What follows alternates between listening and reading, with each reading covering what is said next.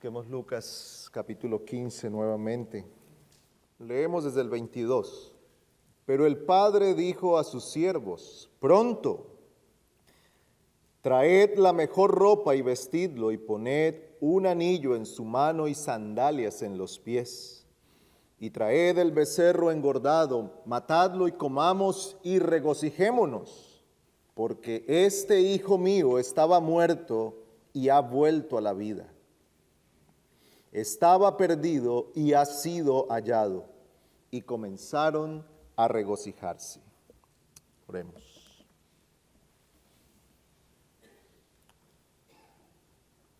Oh Padre nuestro, tu palabra es viva y eficaz. Convierte el alma. Hace sabio al sencillo. Tu palabra es poderosa para quebrantar la roca, como un martillo que rompe la roca dura. Hoy te pedimos que la traigas entre nosotros, no en el poder de los hombres, sino en el poder de tu Espíritu. Te imploramos que nos hables, que enciendas nuestros corazones para ti, que avives tu obra en medio de nuestros tiempos y en este lugar, que un gran anhelo por tu palabra nos inunde, que seamos gobernados por hambre y sed de tu palabra. Te imploramos esto en Cristo. Amén. Este capítulo 15 contiene 3 parábolas que están estrechamente relacionadas. En los primeros 10 versículos encontramos 2 parábolas: la parábola de la oveja perdida y la parábola de la moneda perdida. A partir del versículo 11 y hasta el final del capítulo está la parábola de los 2 hijos perdidos. La primera y la segunda parábola nos enseñan a nosotros acerca de la búsqueda. Aquel Padre amoroso que es ejemplificado o mostrado en el pastor que busca su oveja y la mujer que busca su moneda. En la tercera parábola, la parábola conocida como la del hijo pródigo, encontramos el amor del Padre manifestado en aquella disposición a perdonar. La disposición perdonadora de Dios es mostrada con claridad en el ejemplo de aquel padre que está dispuesto a recibir a su hijo, que espera el regreso del hijo, que cuando lo ve corre hacia él, que lo recibe con gran efusividad y muchas muestras de amor. Lo abraza, lo besa e inmediatamente lo viste y lo vuelve a la posición de hijo. Pues ahora en esta sección de la parábola nosotros encontramos un tema que se habla en las 3 parábolas. Y este es el gozo de Dios en la salvación de los pecadores. El gozo de Dios en la salvación de los pecadores. La Biblia nos da a conocer a nosotros diferentes atributos de Dios. Y nosotros estamos familiarizados con muchos de ellos. La omnipotencia, la omnipresencia, la omnisciencia, la justicia, la sabiduría, el amor, la compasión y otros atributos con los cuales nosotros estamos familiarizados. Pero uno de los atributos que a menudo es pasado por alto es el gozo o el placer o la complacencia que hay en Dios. Primeramente, su gozo en Él mismo. El gozo que hay en Él mismo. Dios es completo en sí mismo. No necesita de nada ni de nadie para ser completamente feliz. Y permítame usar esa palabra muy nuestra, aunque se queda corta para describir el gozo y la complacencia de Dios. Pero tal vez es lo más cerca que nosotros podemos usar para entender la palabra felicidad. Dios es plenamente feliz en sí mismo. El Señor Jesucristo lo declara. Él habla de aquel gozo que hay en la Trinidad. Él habla de aquella complacencia. Dios no se vio en la necesidad de crearnos para poder tener algo en lo cual ser completo. No hay tales vacíos en Dios. No hay tal cosa como ocurre en muchos de nosotros que pensamos que necesitamos una y otra cosa para tratar de llenar cierto vacío. Dios es completamente feliz, está plenamente satisfecho en sí mismo. Por eso el Señor se goza en sus obras. Y vio Dios que todo lo que había hecho era bueno. Dios, al ver su creación, entonces manifestó su complacencia en su creación. Dios entonces ha manifestado su gozo en una obra particular, y esa obra es la obra de redención. Dios manifiesta su gozo, su complacencia en la redención de los pecadores. Dios es por naturaleza nuestro Salvador. Él es nuestro Redentor. De Él procede el plan de salvación. Cuando pensamos en la redención del hombre, no encontramos el origen de la redención en la invención humana. No encontramos el origen de la redención en un plan de los hombres. No hubo un plan del hombre presentado a Dios para obtener su aprobación. No hubo una asamblea de humanos para tratar de idear un plan que fue lo suficientemente sabio e inteligente para ser aprobado por Dios. El plan redentor procede de Dios mismo.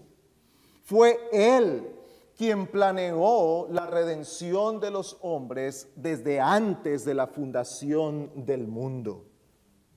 Pues Él como redentor, Él como planeador de todo lo que se iba a hacer en la redención, y Él como aquel que iba a ejecutar el plan de redención, entonces debe ser plenamente conocido y creído como nuestro Salvador. Y al llevar a cabo su plan, Él se goza. Trae gozo sobre sí el rescate de los perdidos. Dice el versículo 7. Os digo que de la misma manera habrá más gozo en el cielo por un pecador que se arrepiente que por 99 justos que no necesitan arrepentimiento.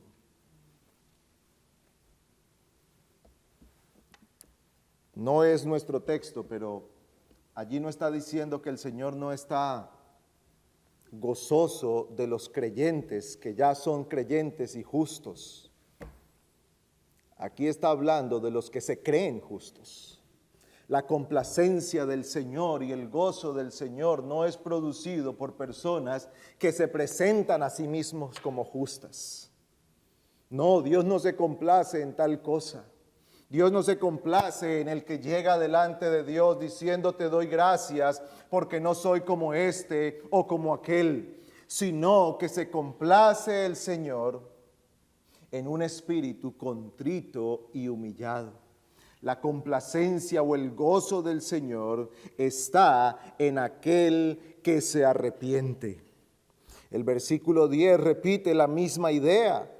De la misma manera os digo que hay gozo en la presencia de los ángeles de Dios por un pecador que se arrepiente. Este tema del gozo de Dios en la salvación de los perdidos está no solo en este pasaje, se encuentra en otros versículos. Por ejemplo, en Deuteronomio 30, versículo 9 dice: el Señor volverá a gozarse sobre ellos, hablando de su pueblo, de la manera que se gozó sobre sus padres. Este texto está hablando de la rebelión de Israel y del arrepentimiento de Israel. Y dice que el Señor, cuando ellos se arrepientan, entonces se gozará por ellos. Se gozará por el arrepentimiento de aquellos. Se gozará cuando aquellos rebeldes se vuelvan a Él. El salmista también declara esto en el Salmo 105, versículo 43. Él dice que Dios sacó a su pueblo con gozo, con júbilo a sus escogidos. Así es como se describe en este salmo la salvación de Dios cuando rescató a su pueblo. Dice que lo sacó con gozo.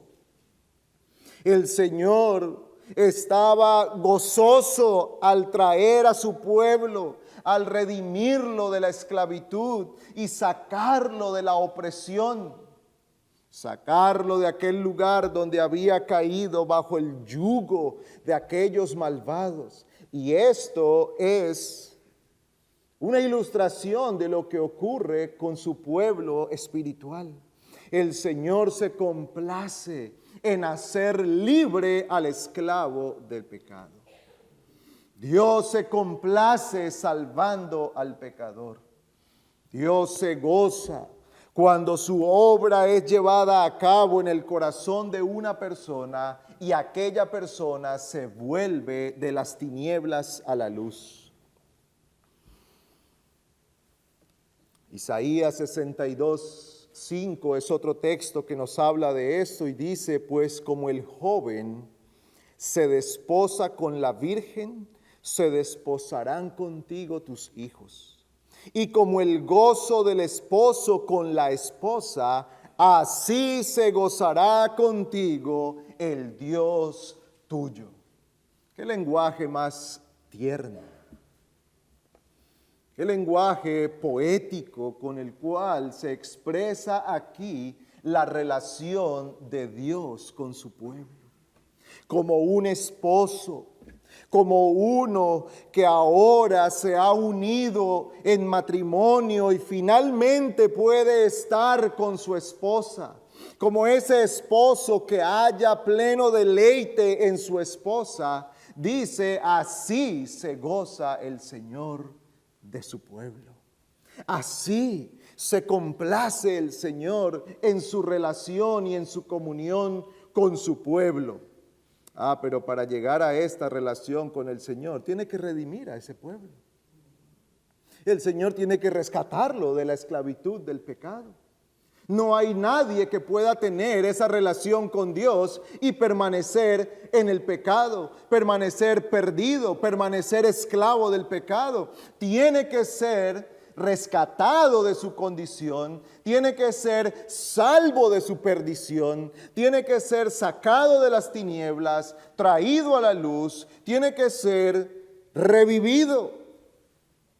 Necesita ese nuevo nacimiento que le conduce a Cristo, ese nuevo corazón que ahora lo pone en una nueva posición delante de Dios y con Dios.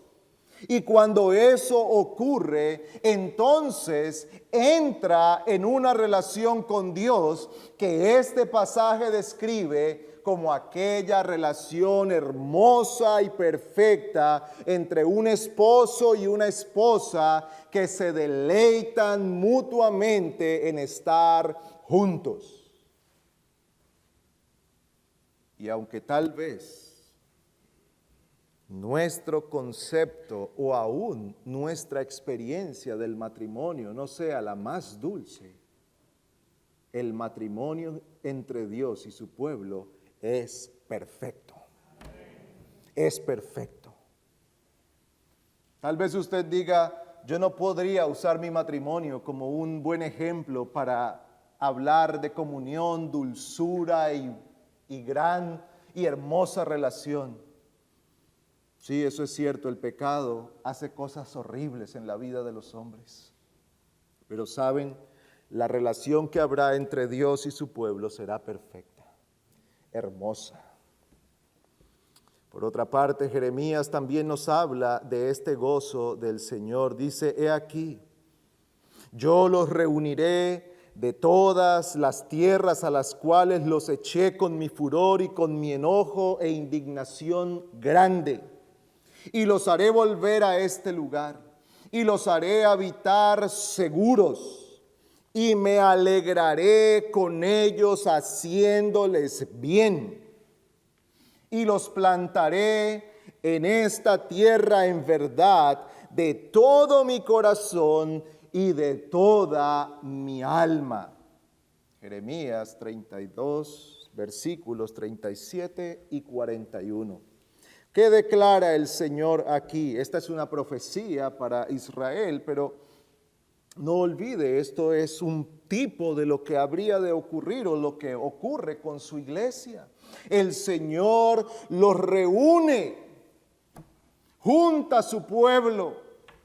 El Señor establece a su pueblo y dice al final, me alegraré con ellos haciéndoles bien. El Señor se goza de hacer bien a su pueblo. Hermanos, nuestro Dios se complace en bendecir. Amigos, el Señor se complace en redimir a pecadores. Se complace cuando el pecador se humilla y se arrepiente. Él está como el padre del pródigo, esperando que regrese. Amigo, el Señor está esperando tu regreso. ¿Por qué has de morir si puedes vivir eternamente? ¿Por qué te has de perder si el Señor espera tu regreso? No quiere la muerte del impío. El Señor quiere que te arrepientas y que vivas. Que tengas vida, no como el mundo la define. Vida en abundancia, la vida que da Cristo, la vida que se tiene por la obra y el poder de nuestro Salvador. El profeta Sofonías escribe de esto. Vamos allí, Sofonías. Profeta menor. Está después de Habacuc y antes de Ageo.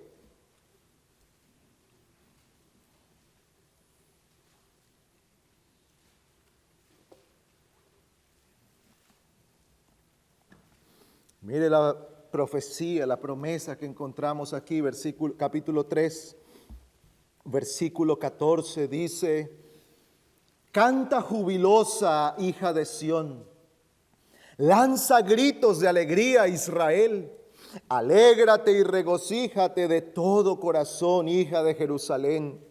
El Señor ha retirado sus juicios contra ti, ha expulsado a tus enemigos.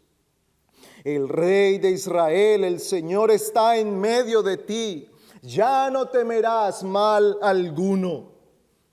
Aquel día le dirán a Jerusalén: no temas, Sión, no desfallezcan tus manos. El Señor tu Dios está en medio de ti, guerrero victorioso. Se gozará en ti con alegría. En su amor guardará silencio, se regocijará por ti con cantos de júbilo.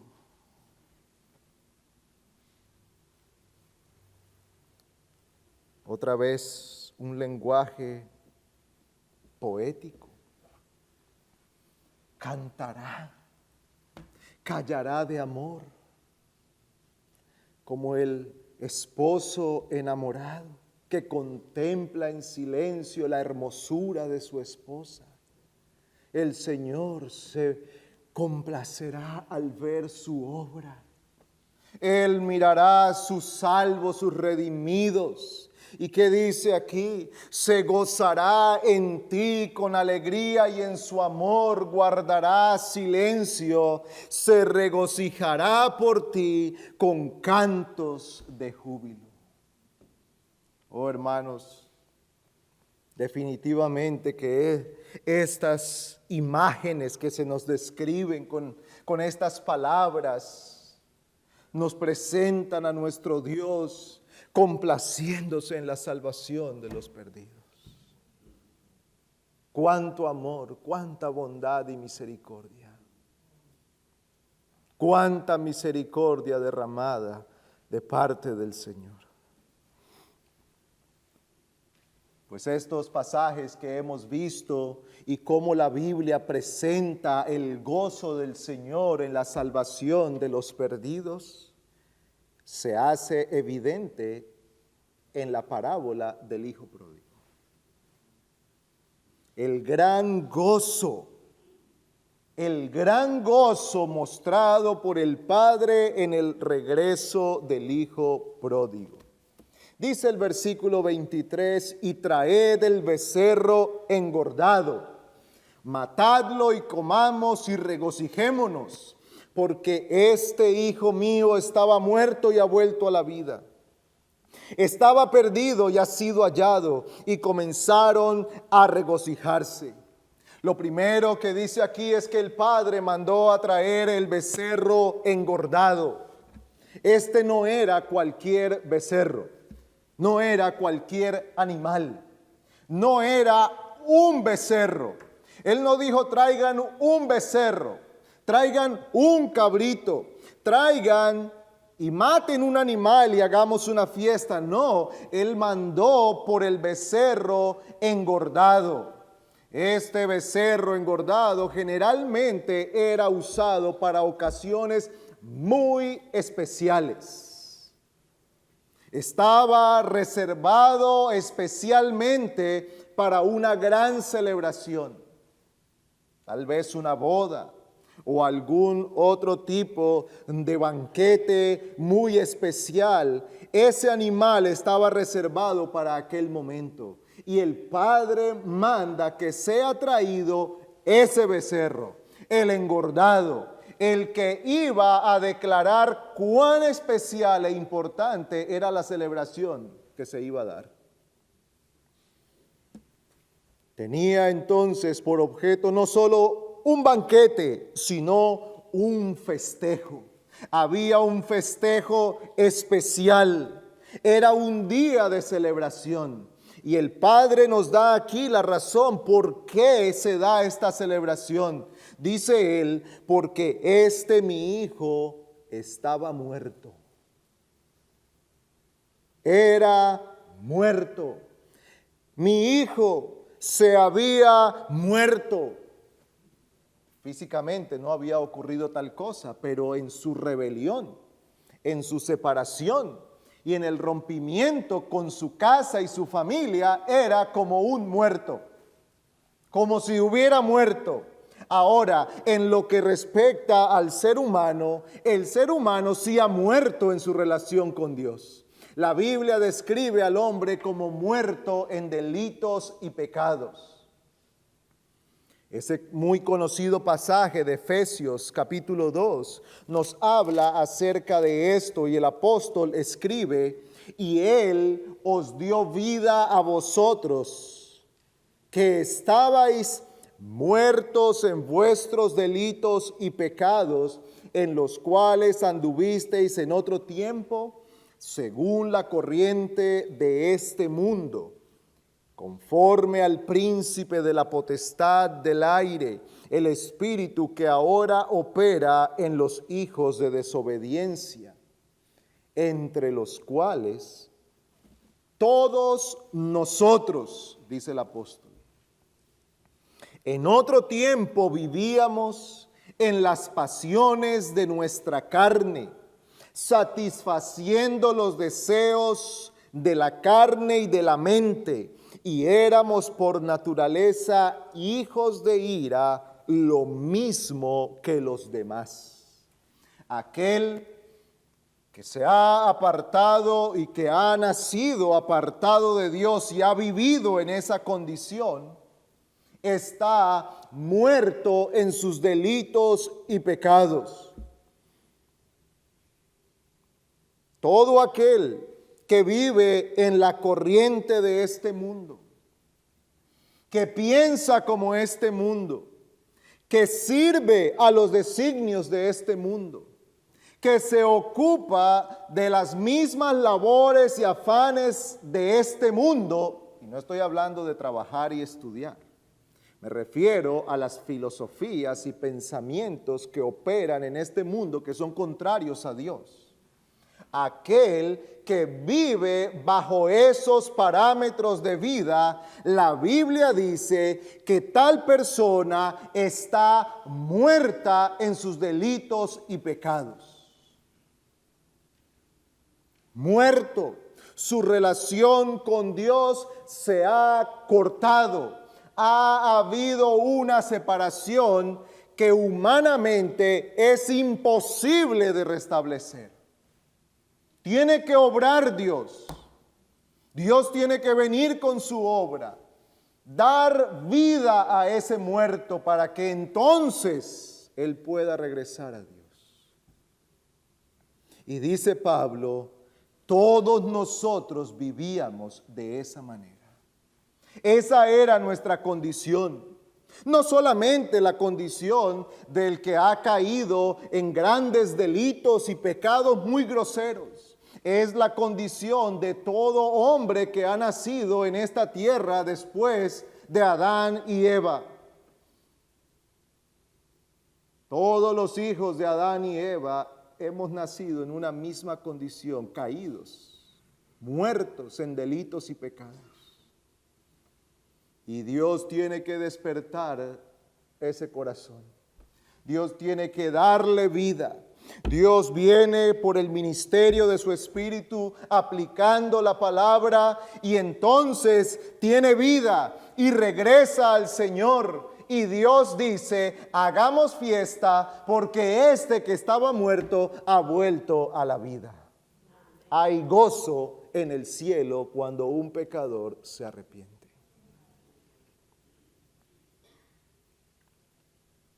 Creíamos que había muerto, dice el Padre, pues hacía mucho tiempo que se había apartado de su casa, que había cortado toda relación conmigo, dice el Padre, pero ahora ha vuelto a la vida. Se había perdido. Lo dábamos por perdido. Ciertamente que se había extraviado. Había tomado un camino que lo llevó lejos de casa y allí en ese lugar estaba perdido. Pues perdido es otra palabra para identificar al que está sin Cristo. Su camino es desviado. Su camino, aunque parezca camino de vida, aunque parece un camino que conduce al bien, al placer y a la realización personal, es un camino que al final lleva a la muerte. Y quien va por ese camino está perdido. Quien va por ese camino, su fin es la perdición. Quien va por ese camino no llegará al cielo. No lo encontrará Dios en la puerta del cielo diciéndole, bienvenido a casa. No, se encontrará justamente entrando a la condenación eterna. Ir por ese camino no es ir por el camino correcto, es ir perdido. Y dice el Padre, mi hijo se había perdido. Amigo, mientras tú sigas tu camino lejos de Dios, estás perdido. Esa es tu condición. Tal vez no parezca eso en este mundo. Tal vez parezca que en este mundo tienes todo muy claro y definido. Tal vez tengas la capacidad de hacer todo lo que te propones. Tal vez seas alguien con una capacidad especial para idear un plan y llevarlo a cabo. Y tal vez todo te ha salido bien hasta aquí. Pero si vas por ese camino, alejado de Dios, rebelde contra la ley de Dios, aborreciendo la verdad, amando la mentira, tú estás perdido. Estás camino a la condenación eterna. Allí donde tu alma se perderá para siempre. No será una perdición temporal. No será una condenación de algunos días. No hay dinero que pague una fianza para salir de allí. No hay ruegos, ni rezos, ni oraciones de familiares que te saquen de allí. Una vez que entres a la condenación eterna, nadie te sacará de allí. No importa si ruegas, lloras, clamas o dices, ahora sí creo. Será demasiado tarde. Tu nombre será perdido y tu apellido para siempre. Teme al Señor. Ven hoy a Cristo. Clama hoy pidiendo misericordia. Porque Dios el Padre está dispuesto a recibir a los que se han perdido. Si vuelven a Él, Él los recibe. Pues consideremos algunas lecciones que podemos tomar de esto que hemos visto hoy. En primer lugar, hermanos y amigos, somos recordados de la disposición de Dios para salvar pecadores. Hay una mentira que el diablo y el mundo ponen en el corazón de los hombres, y es que Dios es demasiado severo y que Dios no está dispuesto a salvar a los hombres. ¿Por qué muchos no quieren ir a Dios? ¿Por qué muchos no quieren ir a Dios? Porque acusan a Dios de ser demasiado severo. Yo no quiero ir a Dios porque yo sé que he sido muy malo y Dios no me va a recibir. Yo no quiero ir a Dios porque yo sé que todo lo que yo he hecho y todo lo que yo he vivido es tan grande y tan fuerte que yo no creo que Dios esté dispuesto a salvarme. Pero esta parábola nos recuerda a nosotros la disposición salvadora de Dios. Y esta parábola descubre esa mentira y la desnuda. Dios está dispuesto a salvar a todo aquel que viene a Él. Todo el que acude a Él pidiendo misericordia, el Señor lo rescata. Él lo recibe. Es más, la Biblia en Ezequiel dice que Dios no desea la muerte del impío. El pecado y el diablo nos dicen que Dios es demasiado severo y que Él está esperando que los hombres se pierdan. Esa carga viene a la mente y al corazón continuamente diciéndonos, Dios está allí para matarte, Dios ya te va a condenar. Y ciertamente que Dios condenará al que no se arrepienta. Eso es cierto. La severidad de Dios es grande y no tendrá por inocente al culpable. Pero la bondad de Dios es inmensa. Él está dispuesto a perdonar pecadores. Tal es la bondad de Dios con este mundo caído, que siendo el hombre merecedor de castigo y condenación, Dios en su gran misericordia ha abierto un camino para regresar a Él. Y ese camino no es otro que Cristo Jesús. Él mismo dijo, yo soy el camino y la verdad y la vida. Nadie viene al Padre, dijo el Señor, sino por mí. Es por medio de Cristo que Dios ha reconciliado al mundo consigo mismo. Y tal es la disposición de perdón que hay en Dios, que según a los Corintios capítulo 5 lo describe diciendo el apóstol como si Dios rogase por medio de nosotros.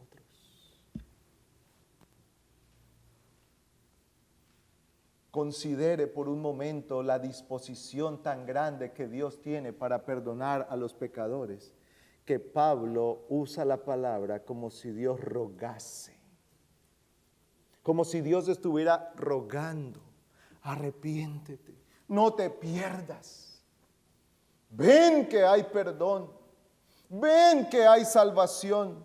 ¿Por qué te tienes que perder si hay vida eterna? ¿Por qué tienes que arruinar tu vida en el infierno para siempre si Cristo ofrece plena salvación? Como si Dios rogase por medio de nosotros, dice Pablo. He aquí la disposición de Dios para salvar pecadores. Esta parábola nos recuerda que Dios es ese Padre amoroso dispuesto a perdonar. No ese Padre que está dispuesto a alcahuetear. Usted conoce esa palabra, ¿verdad? Tolerar, promover el pecado. No, Dios no es aquel que está dispuesto a promover el pecado del hombre. Él está dispuesto a perdonar al que se arrepiente, al que se arrepiente. La disposición de Dios es para el perdón. Dios mismo se ha encargado de buscar y llevar a los suyos hasta Cristo. Hermano, esa es tu realidad. Eso es lo que Dios hizo por ti. Te buscó con insistencia hasta que te doblegó y te llevó al Señor. No obligado, sino con una disposición para ir a Él. Transformó tu corazón. Ese corazón que por un tiempo era rebelde y hostil contra Dios, Él lo transformó en un corazón lleno de amor y de deseo por Él. Convicción de pecado, arrepentimiento y una dependencia completa de Dios te condujo hasta Cristo. He ahí la disposición para salvar pecadores.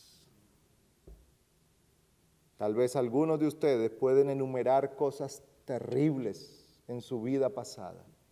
Tal vez otros digan: yo no viví una vida desordenada, pero viví una vida muy hipócrita. Sea cual sea la situación y la condición, Dios nos ha salvado de una terrible condición de pecado y de una horrible condenación. Él, en su disposición salvadora, te buscó, te encontró y te llevó a Cristo. En segundo lugar,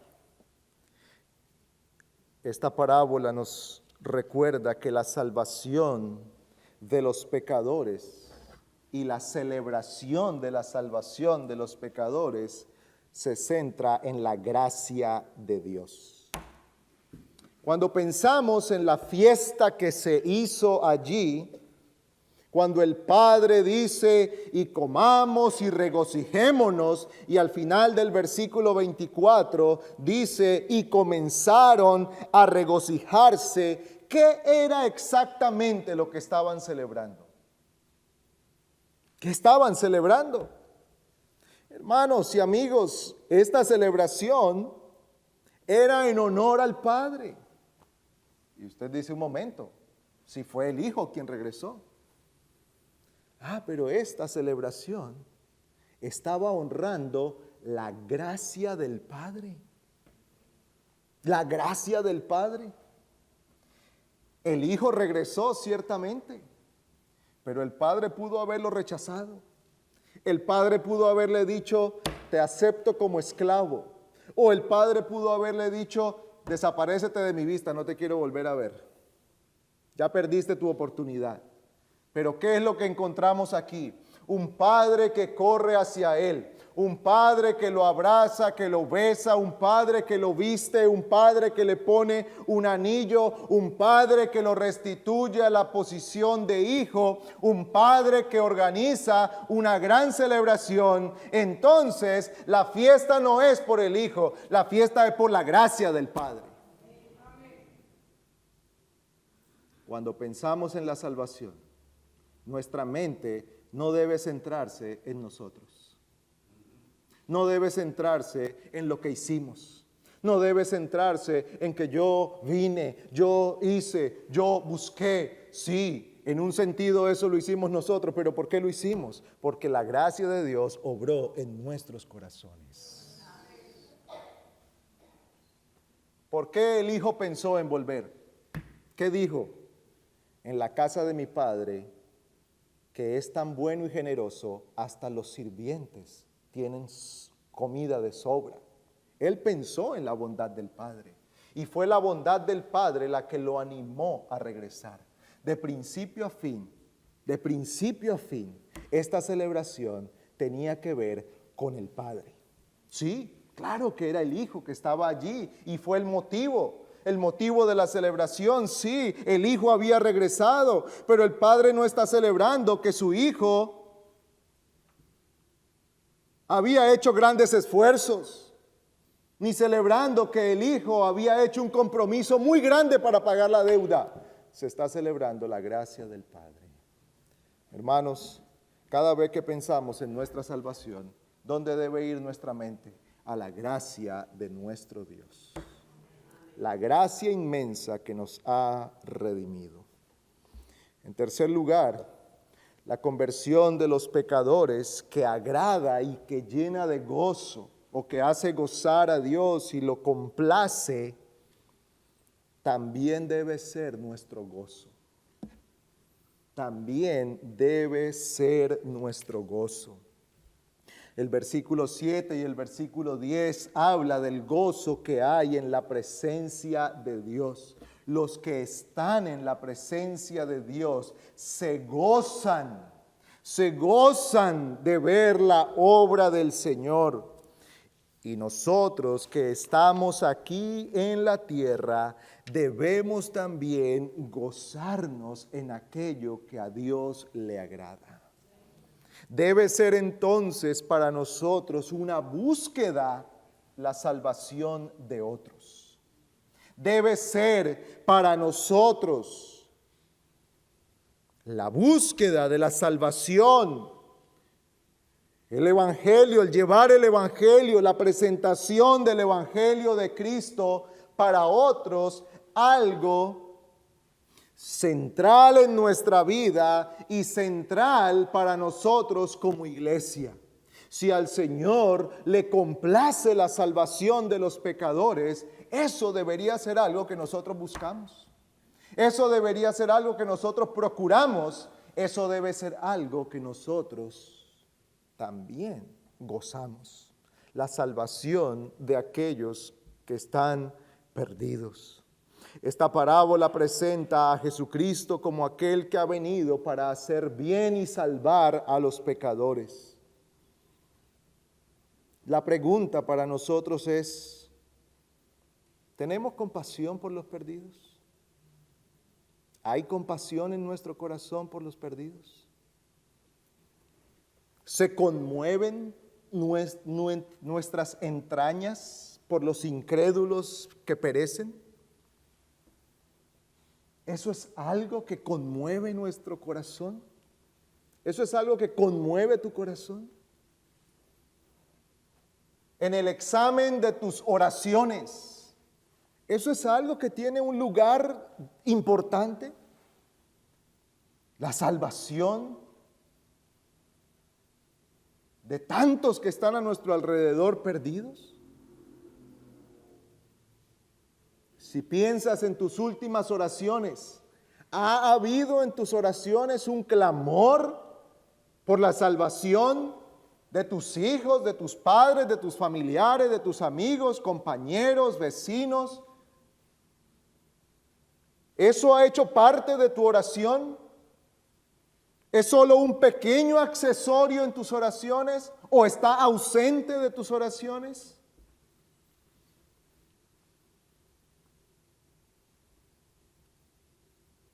¿Te regocijas por un pecador que se arrepiente? ¿Hay gozo en tu corazón por la salvación de alguien? Oremos, hermanos, para que el Señor nos conceda ese corazón que se conmueve por el perdido, que procura el bien. Oremos para que tengamos el corazón de Cristo. Dice Mateo capítulo 9,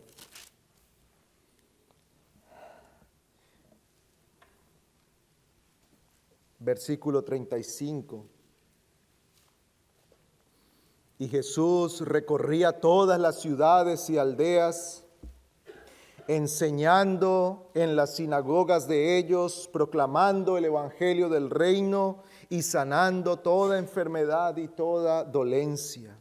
Y viendo las multitudes, tuvo compasión de ellas, porque estaban angustiadas y abatidas como ovejas que no tienen pastor.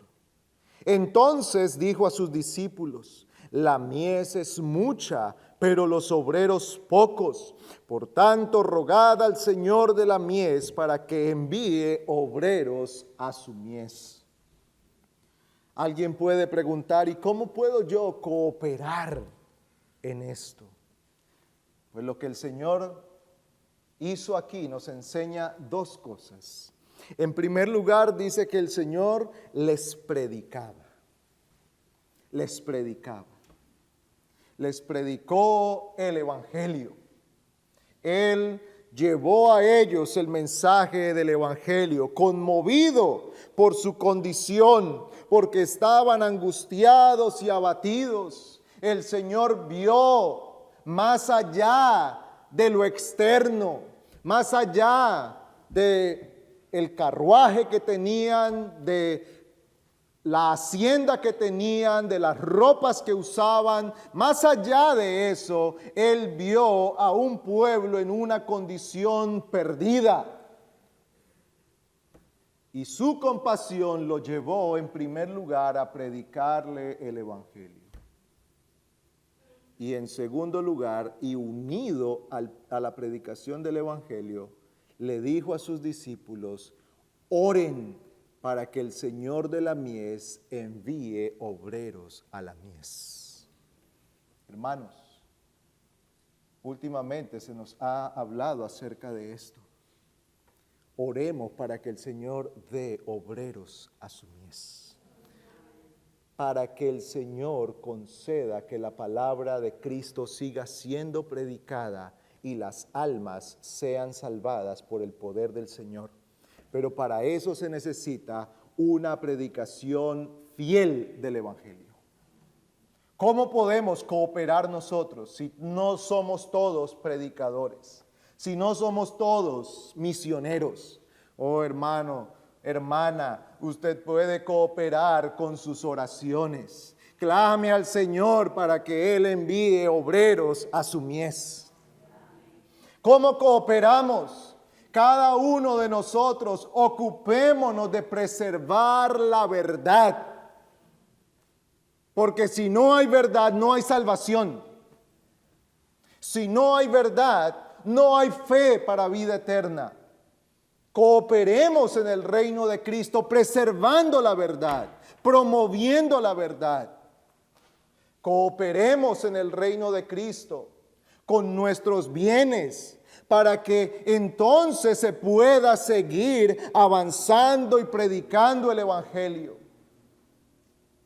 Para que el Señor dé pastores y podamos tener pastores a tiempo completo ocupados de la predicación del evangelio. Cooperemos para que la buena literatura siga llegando a otros. Aprovechémonos nosotros de ella en primer lugar, pero en segundo lugar, cooperemos para que otros también sean beneficiados. Clamemos al Señor para que los medios y recursos que Él nos ha dado a día de hoy en el internet, en lo escrito y otras formas, pueda llegar a muchas personas que oigan el Evangelio y vengan a Cristo. Todos podemos y debemos cooperar con el avance del reino de los cielos. Tal vez usted no sea un predicador. Tal vez usted no sea alguien que se va a ir mañana misionero a tal lugar. Tal vez su condición económica sea tan difícil que no puede dar algo, pero todavía tiene un arma poderosísima con la cual cooperar al reino de los cielos, y son las oraciones delante del trono de la gracia. Clame al Señor para que el Señor envíe su bendición. Y por último, la última lección que aprendemos aquí, amigos que están aquí. Al ver la disposición de Dios para salvar, al ver cómo Dios se goza en la salvación de los pecadores, al escuchar de cómo Dios ha hecho todo lo necesario para nuestra salvación, querido amigo, no hay excusa para no arrepentirse. No tienes excusa para tu falta de arrepentimiento. Hoy ha escuchado, amigo, de la inigualable gracia de Dios, toda la buena voluntad de Dios manifestada en su obra de redención. Has oído cómo Dios es rico en paciencia, misericordia y perdón para con rebeldes y pecadores. Has escuchado cómo Dios te llama una y otra vez, una y otra vez. Has oído de la paciencia que Dios tiene contigo. Has visto que Dios te ha permitido llegar hasta aquí. Te ha dado los años de vida que te ha dado hasta el día de hoy por su misericordia y paciencia. Has visto cómo el Evangelio es la manifestación del gran amor de Dios para con pecadores, para que todo aquel que se arrepienta tenga vida eterna. Amigo, no tienes razones ni excusas para no arrepentirte. No podrás decir, era muy difícil. No podrás decir, es que acceder a la salvación era algo para una élite de la cual yo no hacía parte. No puedes decir, es que arrepentirse, es que ser salvo valía tanto dinero que yo no lo tenía. No puedes decir, es que demandaba un sacrificio tan difícil que yo no lo podía hacer. No puedes decir que te tocaba escalar el monte más alto. No era tan difícil como sumergirse a las profundidades del mar para sacar de allí una perla, la perla de la salvación. He aquí, hoy, en este lugar, la oferta de salvación de Cristo, gratuita para todo aquel que se arrepiente. Si te pierdes y te condenas, el único culpable serás tú. Y cuando estés delante de la presencia de Dios y Dios te haya convencido de eso, cerrarás tu boca y lamentarás haber rechazado la oferta de gracia del Señor. Y te darás cuenta que el precio que hoy parecía difícil era muy barato. Es gratis. ¿Qué tienes que hacer para ser salvo? Cree en el Señor Jesucristo. Cree en el Señor Jesucristo. Arrepiéntete de tu pecado y cree en Cristo. Eso es lo que tienes que hacer. No hay excusa para no creer. Joven, no hay excusa para no creer.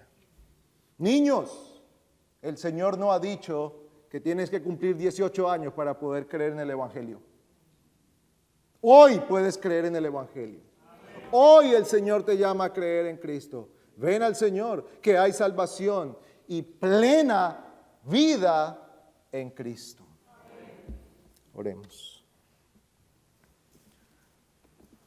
Oh Señor, inigualable es tu gracia y misericordia. Cuando pensamos en ella, cerramos nuestra boca delante de ti por tu gran bondad y misericordia, porque no nos has tratado conforme a nuestros muchos pecados, porque te has acordado que somos polvo y nos has mostrado toda tu compasión. Señor, mira el corazón endurecido de nuestros hijos, de nuestros amigos. Quebranta aquella roca en el poder del Espíritu Santo. Padre, ayúdanos a todos los creyentes a cooperar en el avance del reino de los cielos. Este es un privilegio que tú nos has dado. Concédenos entregarnos con toda nuestra vida a procurar el bien y la salvación de aquellos que aún perecen sin Cristo. Te pedimos esto en su santo nombre. Amén.